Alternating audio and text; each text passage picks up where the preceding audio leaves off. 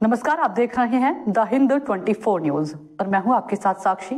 आई नजर डालते हैं आज की बड़ी खबरों की ओर। बंगाल के सबसे बड़े त्योहार दुर्गा पूजा में अब कुछ ही दिन शेष हैं। इस समय मिट्टी के सामानों की मांग चरम पर रहती है। दिए, धूपदान, घट, हांडी, धुनुची, सब कुछ पूजा के लिए आवश्यक होता है। यही वजह है कि पूरे साल जिन कुम्हारों के पास काम नहीं के बराबर रहता है, वे इसी मौसम में अपनी साल भर की कमाई कर पाते हैं। लेकिन इस बार पूर्व मिदनापुर के एगरा क्षेत्र के कुम्हारपाड़ा के कारीगर बड़ी परेशानी में हैं। अच्छी बुकिंग मिलने के बावजूद लगातार बारिश से मिट्टी के सामान ठीक से सूख नहीं पा रहे हैं। समय पर सामान तैयार न होने की आशंका से कारीगरों के चेहरे पर चिंता साफ झलक रही है। স্বপন দাস।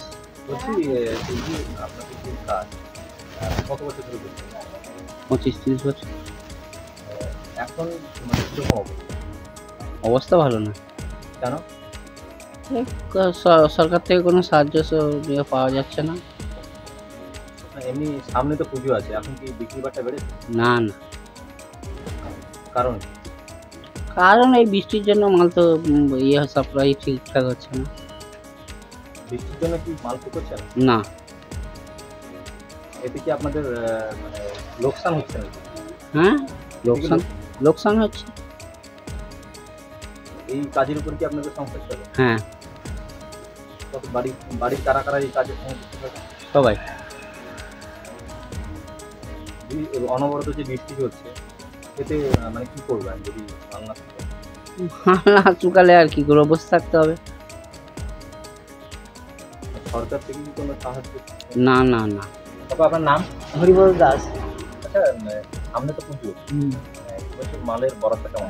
মাল তো অর্ডার আছে, কিন্তু আমরা এই যে বৃষ্টির জন্য কাজকর্ম করে দিতে পারছি না, এই জন্য খুব অসুবিধা হচ্ছে। আর মাল সেল করবো, পুজোয় সেল করবো কি করে? প্রতি বছর বরাদ্দ কেমন থাকে? প্রতি বছর বরাদ্দ থাকে, ওয়েদার ভালো থাকলে আমরা সেল করতে পারি।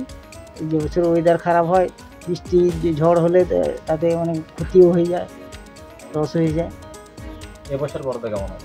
এবছর এই তো বরাদ্দ আসছে, কিন্তু আমরা তো করতে পারছি না, বৃষ্টির জন্য। মাটির জিনিস তো তৈরি করা প্রচুর কষ্ট। কোথায় কোথায় আপনার এই মাল?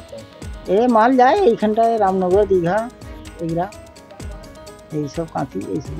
পুজো আসলে তো আপনাদের অফিসখানা হলে তো মুখে হাসি ফুটতো যে মাল। হ্যাঁ, মাল বেশি হতো। এই যে প্রাকৃতিক দুর্যোগ, মানে এই যে বৃষ্টি, ঝড় বৃষ্টি চলছে, এই জন্য তো কিছু হচ্ছে না। এমনি সরকারি সাহায্য?